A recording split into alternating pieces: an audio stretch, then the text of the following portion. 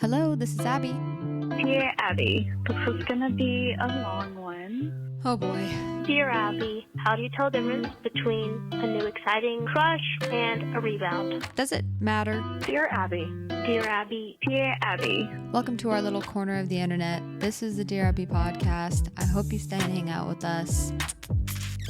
See you in a sec. Welcome back to today's episode of the Dear Abbey podcast. I hope everyone has had a beautiful week. Probably not as good as my week because I was in the beautiful, big, juicy Apple, New York City. I will get into that later. Well, in a couple of minutes, I guess. But I hope everyone had a great week because I know I did. I'm kidding. I'm not going to brag about going to New York the whole time. I hope today is a good day. I hope you all have fun things planned for this weekend because we're only 2 days away. Thursday is actually probably one of my favorite days of the week in a weird way because we're so freaking close to the weekend. And it hasn't gotten any less exciting to be close to the weekend as an adult. It's actually become I wouldn't say more exciting. If I'm thinking back to when I was a kid or even in high school, the weekend was just freedom.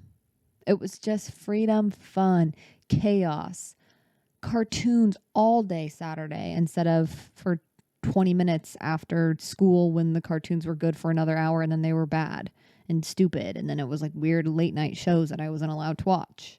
But Saturday was for cartoons and Disney Channel. I grew up with two parents that were both teachers. And we had 6 kids. There was not a lot of extra money for us. Therefore, my parents did not pay for any extra channels other than what was available on like a normal TV.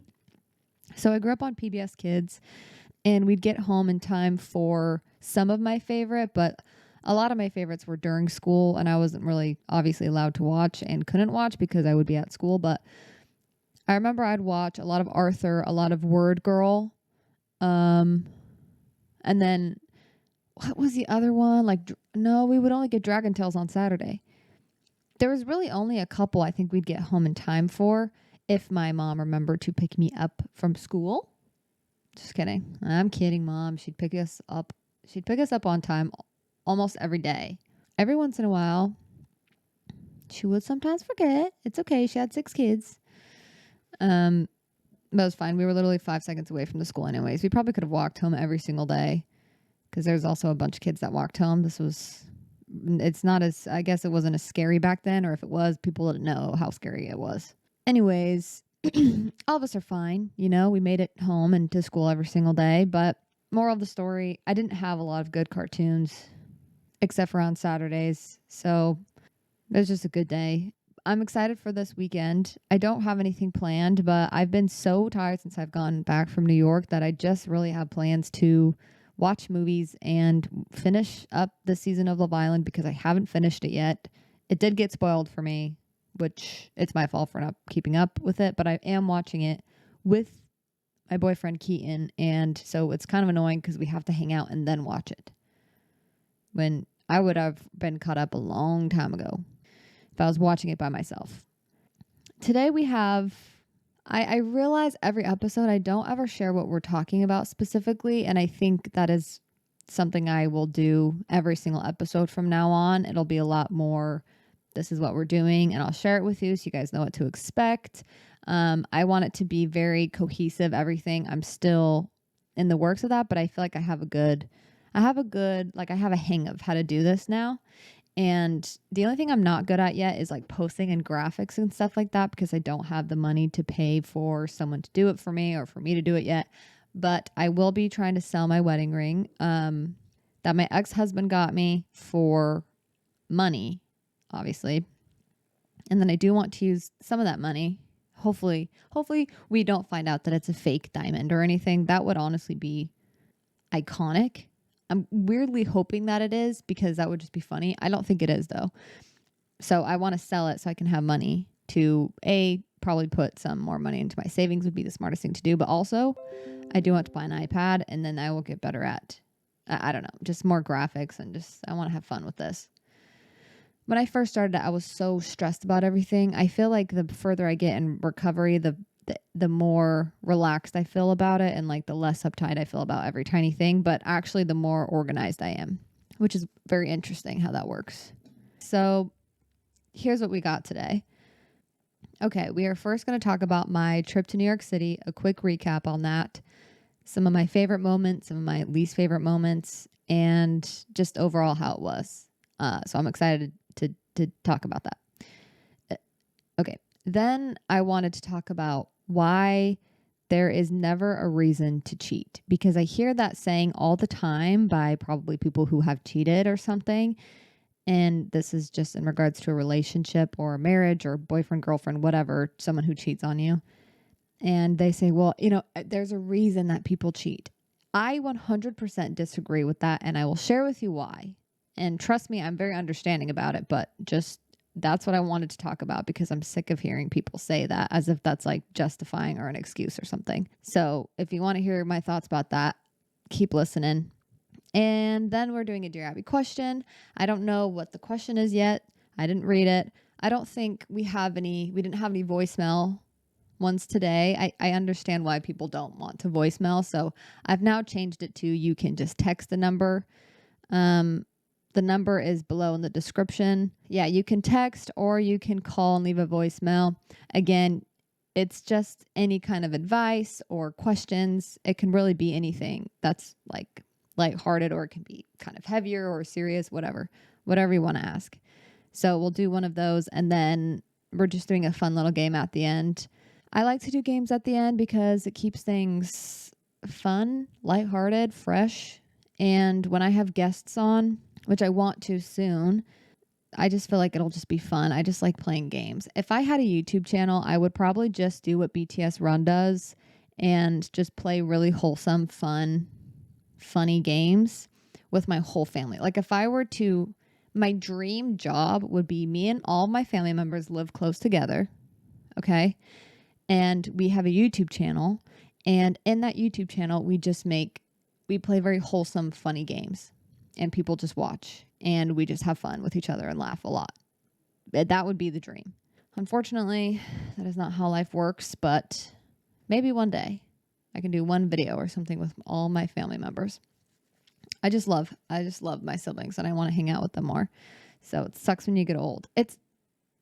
I won't even get into that. We can get into that in another episode, how sad it is when you have siblings and then you just like one day don't live with them and you're just like, huh? I grew up with you guys every single day. Now I'm just like, I don't see you every day. It's so weird.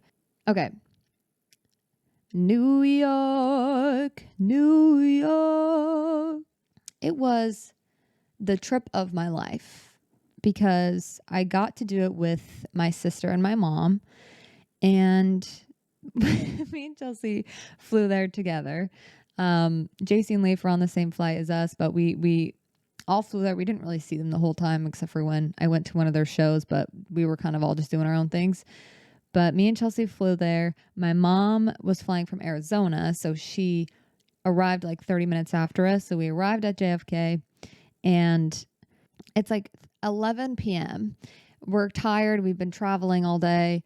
I think we had already gotten our baggage. Anyways, we were waiting for her because she had checked her carry-on. So we were waiting at the baggage claim for her. And again, it's late at night. We're tired. Everyone in the airport is tired. They're all just like, let's just get back to where, our hotel or wherever. The vibes are low, okay? But I'm excited because I'm in New York, but I'm also tired. And flying just kind of stresses me out. Not actually the airport. I kind of like the airport, but I just don't like being stuck on a plane for that long. I can sit with the discomfort, but it's still uncomfortable. So she's walking up to us. We see her come through the door. She's walking up to us, and she has like the biggest grin on her face. And she puts two hands up like this, like peace signs. And she goes, "New York, baby." And like yells it. And we're like, "Mom, keep it down." Shh, shh, shh, shh. She just was excited. And me and Chelsea both just are dying laughing. We're like, honestly, it made the trip that she was I like to play things off as like, yeah, whatever. I'm trying to be a little bit more open about, I don't know, just like express things more and not be so unimpressed by things.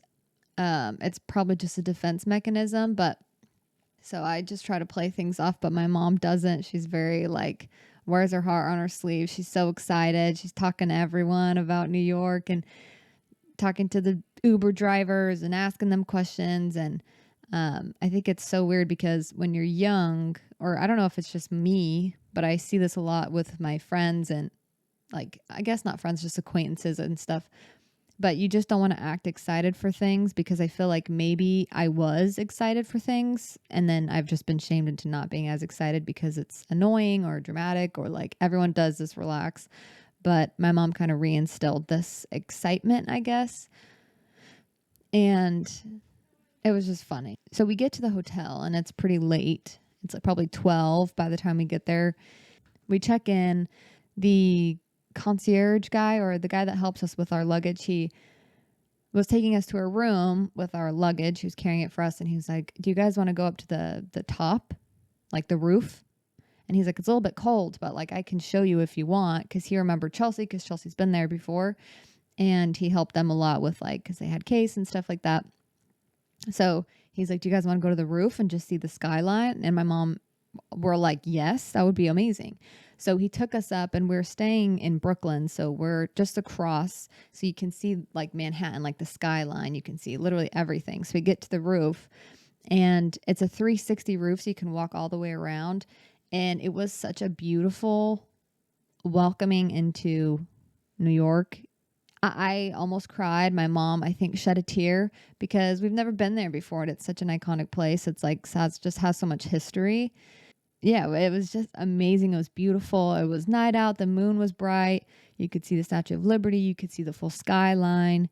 Then we just went back down to our room and we were just hyped. Couldn't go to bed. And my mom definitely couldn't go to bed. I had to share a bed with her. So that was kind of annoying. But you would think that as a 20-something, how old am I? 25-year-old, I would have more energy than my mom, who's 30 years older than me. How old is she? Okay, she's maybe only like 25 years older than me or something. But she was like an Energizer bunny in the morning, especially, which to be honest was kind of annoying at first, but I got used to it. Every single morning, you guys, she would wake up just so excited, so full of energy, like, okay, let's get up, let's keep going. She'd wake up and she'd like move things around really loudly. She probably didn't do this on purpose. I'm kind of just clowning her, but she'd like move things around like loud. So me and Chelsea would wake up and get moving, and so we could go see the sights. We pretty much saw everything, we didn't go see the Statue of Liberty, but we saw it from our hotel, so it's just gonna look bigger when you get up close, but we could see it pretty clearly. Just a lot of walking, a lot of good food. We didn't really go to too many restaurants, honestly. We kind of just ate. I don't know, we didn't really do good in terms of finding really yummy places that were like iconic to eat at. We ate at a couple like good pizza places and stuff like that. But other than that, we went to the memorials. We were by the Brooklyn Bridge. We went to, you guys, we went to a Broadway show. We saw Some Like It Hot. It was such a cute musical. I loved it. They had, I've been really into jazz music lately, so a lot of the music was jazz, like tap dancing, and just it was amazing.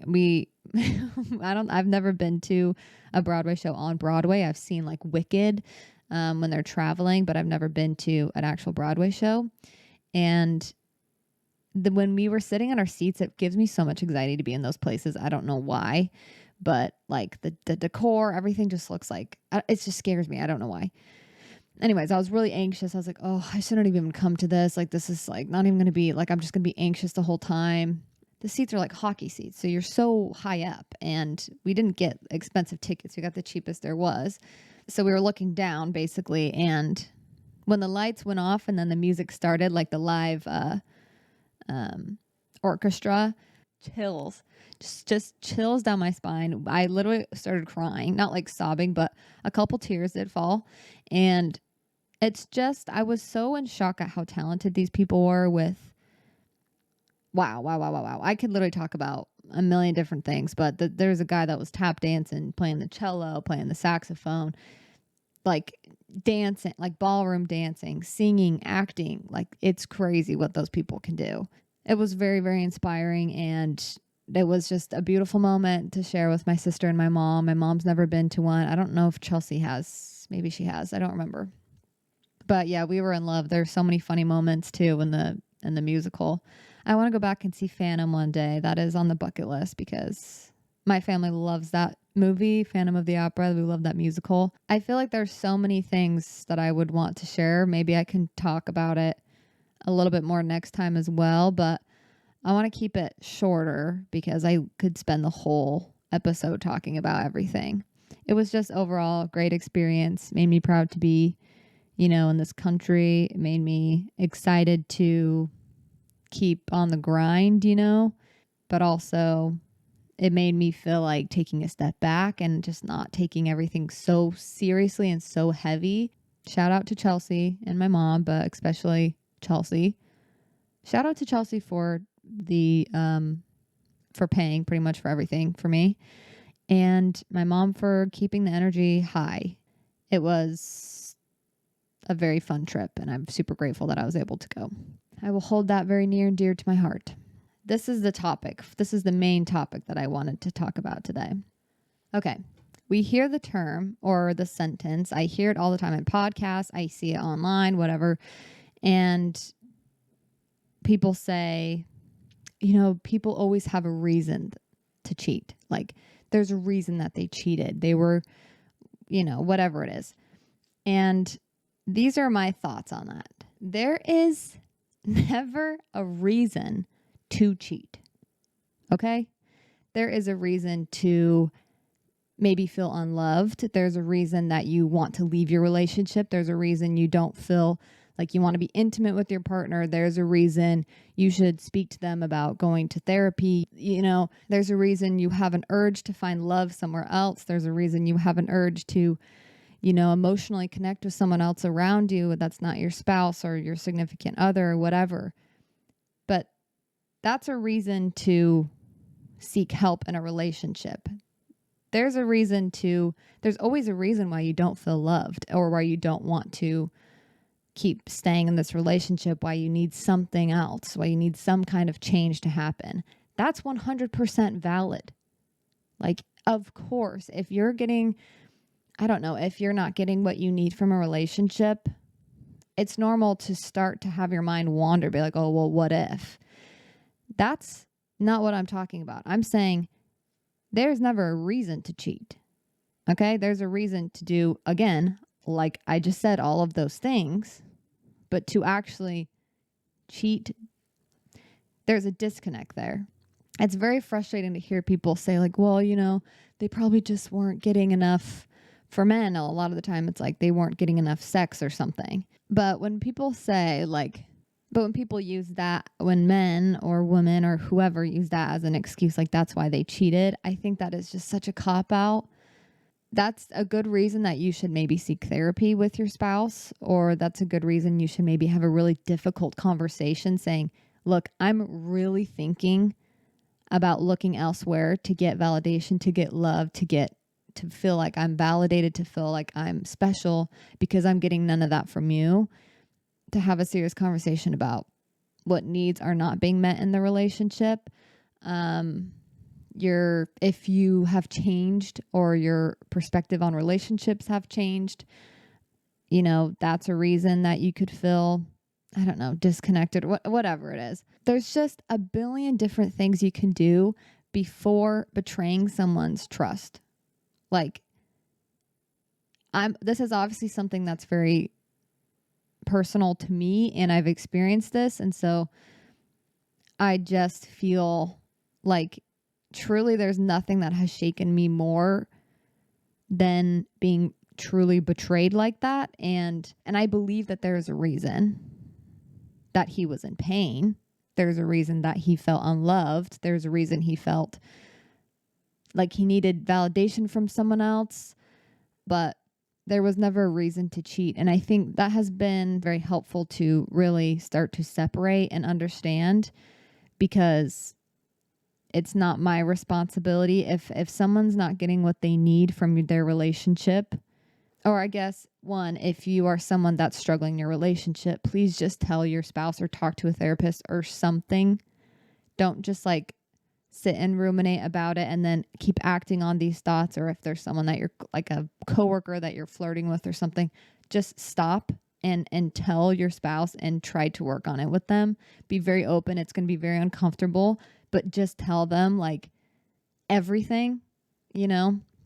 Unfortunately, I'm a little bit too, I used to be a little bit too, not too understanding, but too people pleasing, I guess, in the way where like, yeah, I know when people cheat, they're probably in pain. So I have sympathy for them. And I actually do still. And I did for my ex-husband. But there was a point where I did have to separate, like, there was a reason that he was in pain. And that might not even have had to do anything with me. And if it was, that's not my responsibility to try to figure it out. That's their responsibility to talk to you about it, to bring it up, to say, hey, this is how I'm feeling. You like, I feel this way because you've done A, B, and C, or you constantly do A, B, and C, or whatever. Just have that difficult conversation. It will not be fun. It will not be fun. It will not be comfortable. It will not feel good. But it is the right thing to do if you value connection and trust, which is kind of just the most basic of human instincts that you would want is connection and trust. You know, people can't force each other to do stuff. You can't choose things for other people. So trust really is all we have with each other. So when that's broken, it's very damaging. So if you are someone that is in a difficult position in a relationship and you have those types of thoughts, please, like, you don't have to act on those thoughts. That those thoughts don't even mean what you think they mean. If you're thinking about cheating or talking to other people or getting validation somewhere else, you assign the meaning to the thoughts that come into your head. In terms of being the receiver of, not the receiver, in terms of you're the one that someone cheated on, or if you've been cheated on before, then you know the pain, obviously, that brings. And also, it's not your fault that someone cheated on you. It will never, that part of it is never going to be your fault if you've been cheated on. It does not matter what you have done. It is not your fault that someone cheated on you. Okay? What may be your fault is if you hurt their feelings. What may be your fault is if maybe you didn't give them the attention that they needed. But did they express that to you? Probably not. Even if they did, people just, they needed to have a conversation with you first to end things.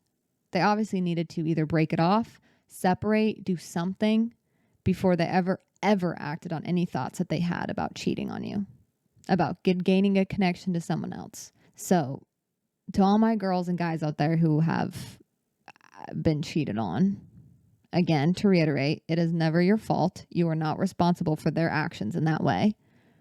You're not even responsible for how they felt.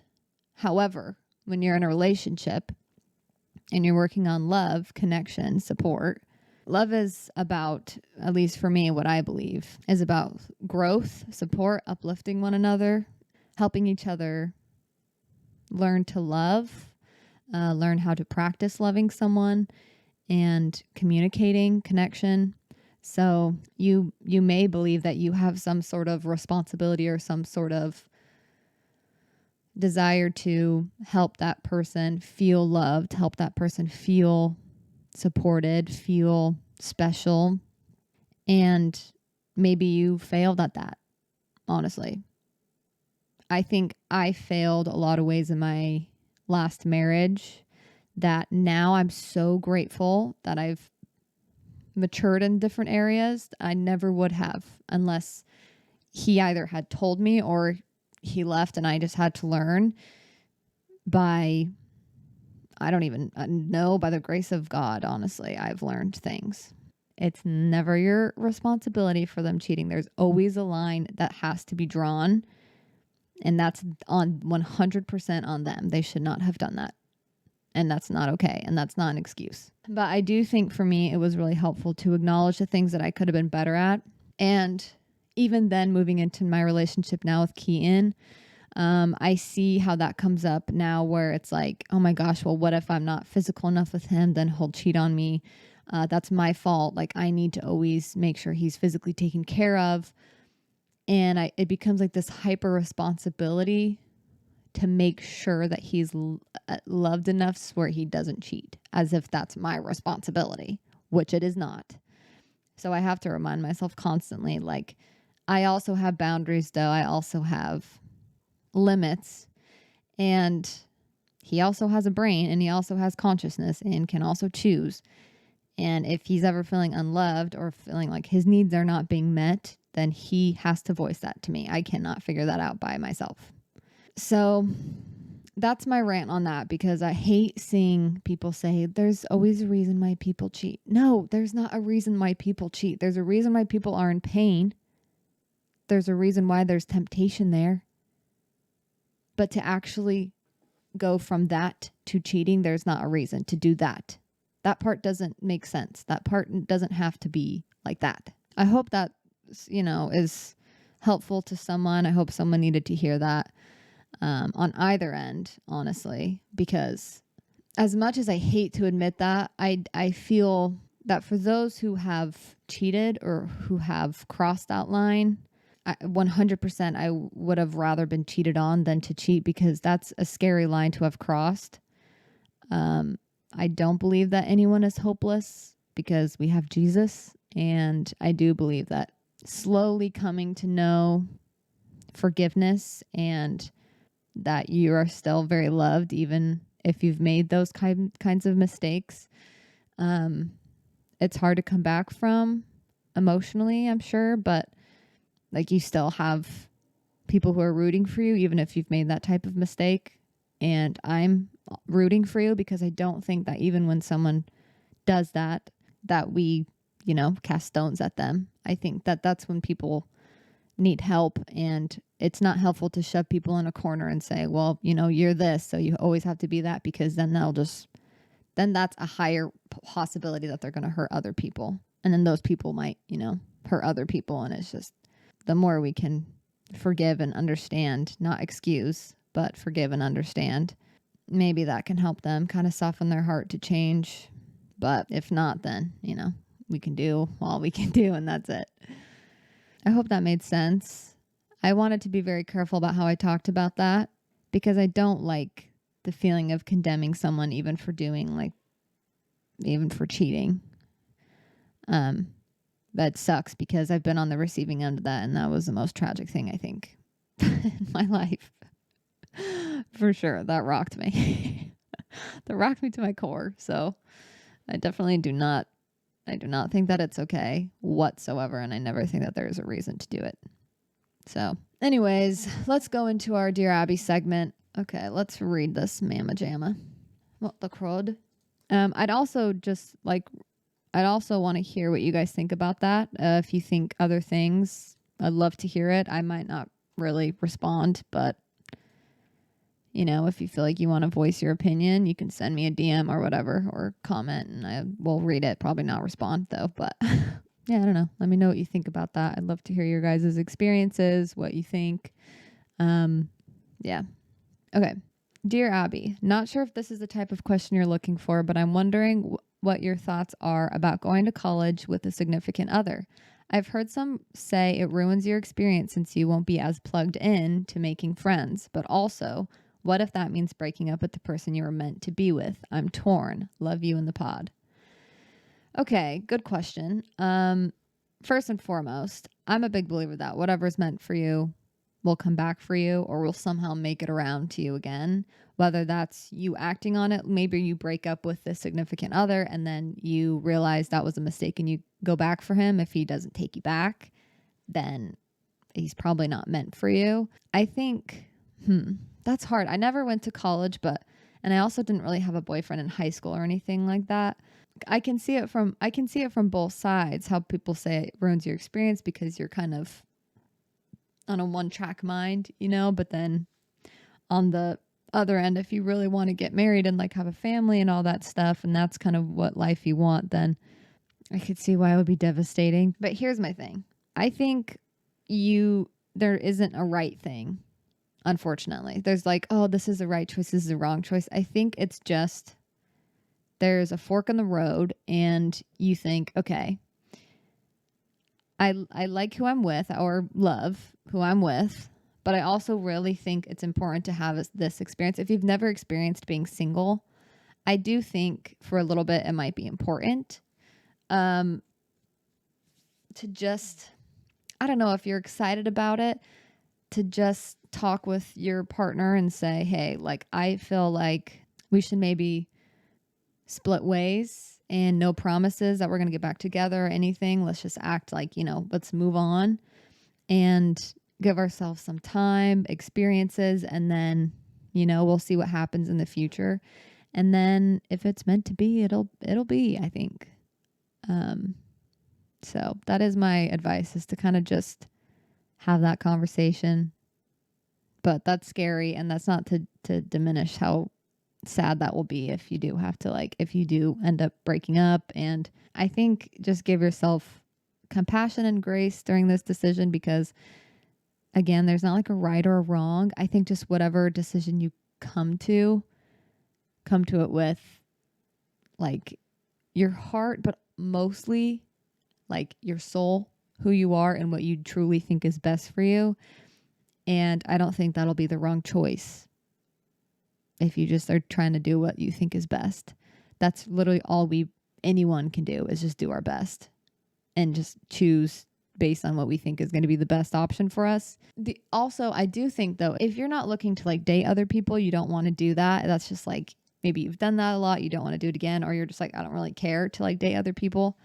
You don't have to be not plugged in because you have a boyfriend. I think you guys can kind of make boundaries and also make priorities around spending time alone and spending time with friends and just kind of seeing where that takes you. So I think you can go either way, but yeah, just do what you think is best and that'll be the right choice. But yeah, I hope everything works out. I hope you have fun in college too. I've never really lived the college life, but it would be fun. I think I probably will when I'm like 30 and have kids or something. But I won't go to college. Obviously, I'll just be working and going to college on my computer probably. So the last little bit I have, okay, this is kind of, I'm like actually excited to do this. This is probably going to be more fun if there was 2 people here, but we just have 1 person. So I'm just going to be 2 people for now. I have debate topics, but these are not like serious. These are like silly debate topics. And I'm just going to try to convince you guys of things that I don't actually believe. Okay? And I'm just going to try to make it up as I go. Okay, so I have a couple of these topics, and I'm just going to name them off, and I'm going to try to convince you that it's real and that this is why it's real. I wish I had a judge or something to tell me that it's wrong or right, or I had someone to debate with, because that's more fun. But, this is what happens when it's a solo show, unfortunately. Maybe I should get a co-host, honestly. Okay, first one. Ice cream is better than cake. Okay, I also didn't read any of these. I just screenshotted them, and I'm just reading them from the top, and I'm going down, so I didn't think of anything. Okay, so this is off the top of my head. Okay, ice cream is better than cake, and here's why. Because, first of all, ice cream has more forms. Okay, cake has what? Cheesecake, normal cake, and then different flavors. Ice cream has a million different flavors and a million different forms. Okay, we have gelato, we have frosties. What are they called? The things where you dump them upside down and it doesn't come out. Normal ice cream. There's custard. There's frozen yogurt. There's milkshakes. There's frosties. And you have a million flavors on top of that and a million toppings you can put on. Cake. Okay, actually, this is why. Because cake, you can only eat like a piece of cake and you feel sick. Ice cream, you can freaking eat a whole tub and you will be fine. You will be fine for the day. Unless you have, an intolerance to gluten. Or not gluten. I'm stupid. Intolerance to dairy. Or lactose. Sorry. Excuse me. You have your lactose. If you're lactose intolerant, then ice cream will never be better than cake. Okay, but if you're also lactose intolerant, you shouldn't be eating either, to be fair, because they both have dairy in it. So, okay. Wow, if that didn't convince you, I don't know freaking what will. Hot chocolate is better than eggnog. Okay, that one I don't even think I have to convince anyone, because if you actually think eggnog is better than hot chocolate, you're actually insane, and I don't ever want to cook with you. I'm kidding, but it is, eggnog tastes like exactly what it sounds like. You know what I mean? Eggnog. That doesn't sound pretty. It doesn't sound yummy. It doesn't sound flavorful. It just sounds like egg yolks with like cream, which is pretty much what it is. Hot chocolate. It sounds warm, fuzzy, winter vibes, winter fireplace vibes, hanging out with the family vibes, and chocolate. Nothing more comforting than chocolate. Okay? You should never put ketchup on a hot dog. And here's why. I totally agree with this one. Not really. But you should never put ketchup on a hot dog because ketchup is known to be something that makes something incredibly moist very fast. It dampens things fast, okay? Hear me out. Mustard, you put on mustard, you make sure you shake it real good. You put that baby on there and you're fine. Okay? You put that baby on there, that thing's not going to dampen your bun. Okay? You got horseradish. Is that what it's called? The little pickled stuff? Oh my gosh, what is it? It's not horseradish. Relish. It's relish. You put relish on there. Also, ketchup. You know, us Americans, we don't eat a lot of vegetables, okay? The number one eaten vegetable is a tomato or a potato, okay? Actually, I don't know if potato is a vegetable. I think it is. Those are the two most eaten vegetables, and that's because of French fries and ketchup, okay? We got to prove to other countries that America's not just, we don't just eat fast food all the time, that we are in shape. We take care of ourselves. Therefore, we need to put relish because it's green. We need to put mustard because it's, well, yellow's not a very healthy looking color. We need to put beets on there because that's colorful and it's healthier. Okay, we have to beat the stereotype. So honestly, we shouldn't be even eating a hot dog, but that's not the question, or that's not the debate here. It's just don't put ketchup on a hot dog. But maybe we shouldn't even be eating hot dogs anymore. Okay, you should never put pineapple on a pizza. And here's why. Because it's gross.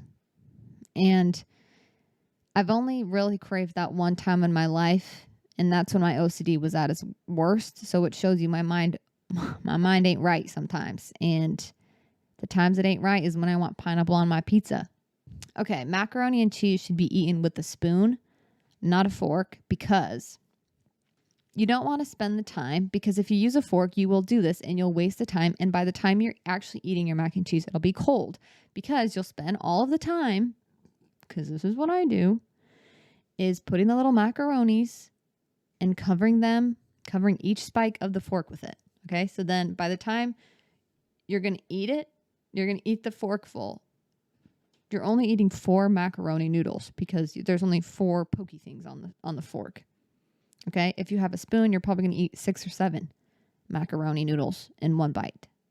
So everything's going to be warm. By the time you finish it, you're not going to eat cold macaroni. It's going to be warm still if you're using a spoon. So that's why you shouldn't use a fork. Duh. People should be allowed to go barefoot anywhere they want. Okay, I actually can't even do that one. That's literally the most disgusting thought.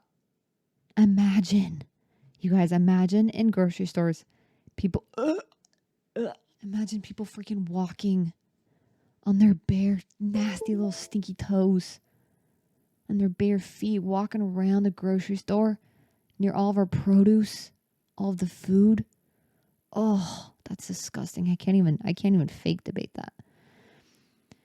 Okay, everyone should learn to play a musical instrument because it teaches you discipline. And also, what that taught me is how to lie on a practice worksheet.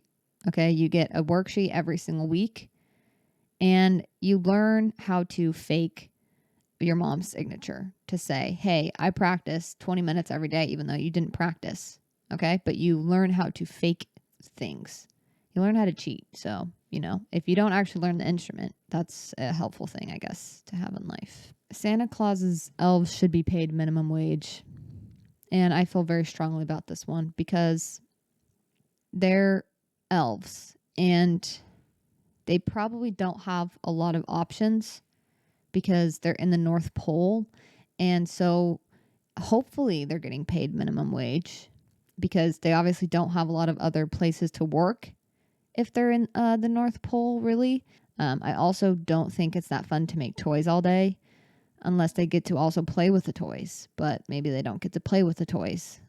Here's the last one. Let's switch this page.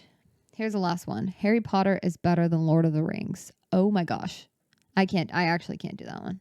No, I like Harry Potter, but Lord of the Rings is literally my favorite series of all time. So that's actually sacrilegious to do that one. Wow, okay. They're giving me tough ones. A corner brownie is better than the one in the middle. And hear me out. Because,